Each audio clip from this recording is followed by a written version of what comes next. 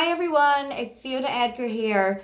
This is a quick video because many of you have requested that I tell you how to do a ritual with the gods, how to give offerings to the gods. So I actually run a page on Telegram, Thor World Prayer Day and Frigga World Prayer Day.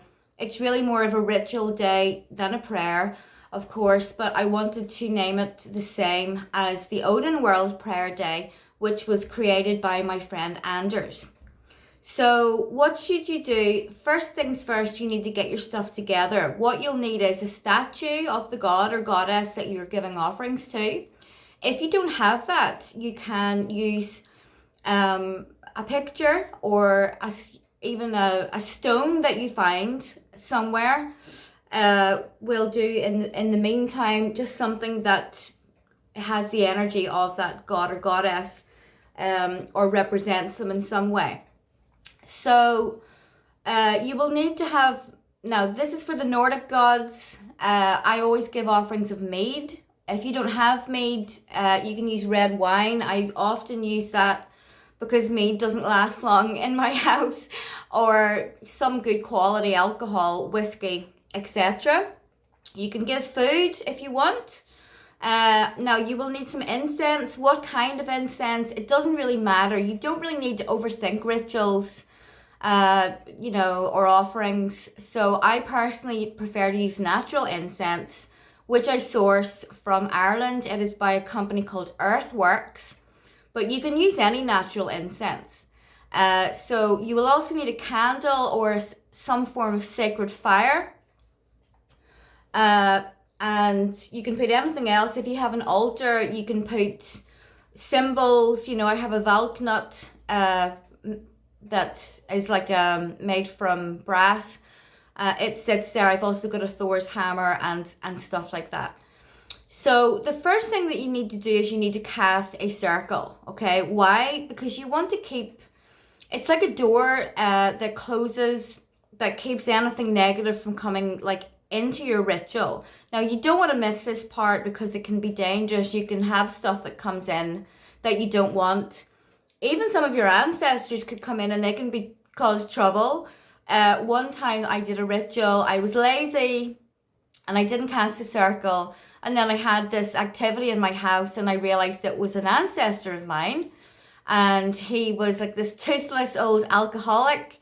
I could smell alcohol in my home, and he turned my coffee jar upside down in my kitchen.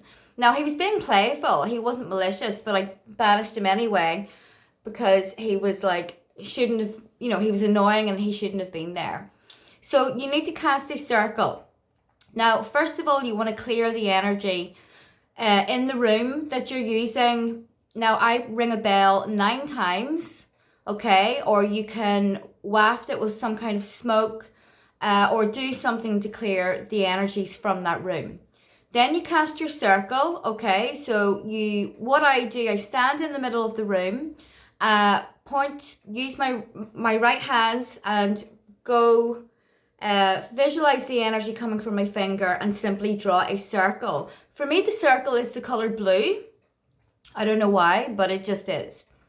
Okay, now sorry that I'm just recording this like this and not having fancy camera work and a soundtrack and all kinds of stuff. I don't know how to do any of that stuff, so I'm just doing it this way so I can tell you because you keep asking.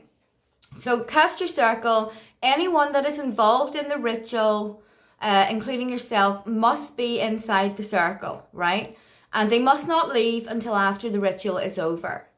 So then what you can do is you go over to your statue. Personally, I would always say some words to Odin, invoke Odin, ask him to protect, the circle and the ritual. So I do it, it's very loose, it's very intuitive. Then I light the sacred fire.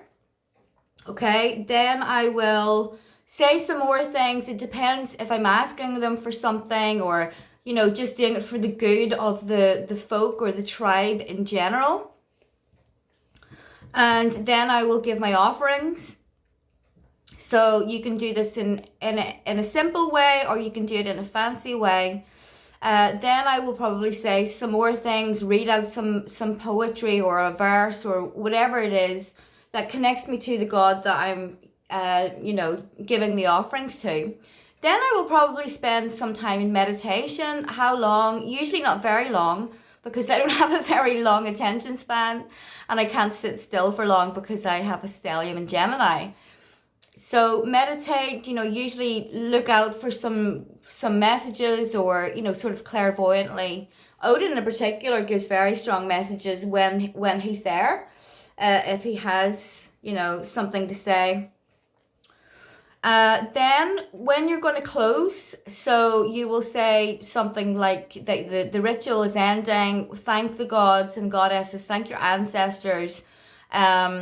Before you do that, I forgot to add, you pour some mead or the alcohol, you raise a glass, you toast your family, your tribe, your kin, the gods, the goddesses, the folk, anything else, and you take a sip and you pass it around the circle 3 times, and then you put it back in the altar.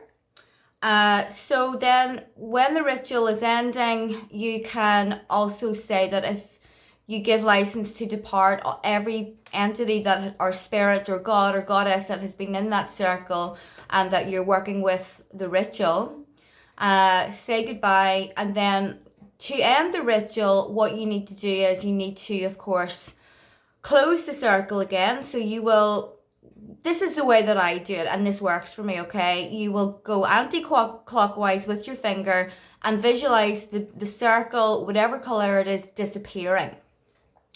Now, sometimes I will include algae runes in my circle. So I will draw energetically the rune algae, and then I will make a circle with it. So I'll draw 4 connected by a white line. So you can do that or not do that. The important thing is that it feels natural. You will, of course, might stumble over your words and do some ritual bloopers and, silly stuff, pronounce words wrong, all of that. It doesn't matter. The gods don't mind. It's the effort, it's the energy, it's the intent of the ritual that you're doing, and then that is it. So you can spend on as long as you want on it. The important thing is that it's protected, that you give offerings, because we're not Christians. We don't beg to the sky and expect things to happen. It's an energy exchange. You have to give energy to receive energy. The incense is important because it sort of is a vehicle that will send the energy of the offerings into the realm of the gods. And that is really it. So if you're looking for some good books on ritual, if you're part of the heathen path, Ausatru, whatever you want to call it, you can. There's a really good book by Ron McVan, and it's called Votan's Holy Rites and Rituals. It basically has every ritual that you would ever need for the entire cycle of the year. So have fun with that. Just remember that it should be intuitive, it should feel natural, you should always keep it protected.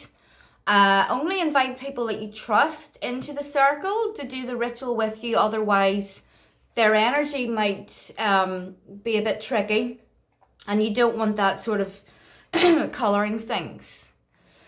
So as far as rituals go, I do a ritual with Odin on the 9th of each month. I do a ritual with Thor on the first Thursday of every month. I do a ritual with Frigga on the full moon.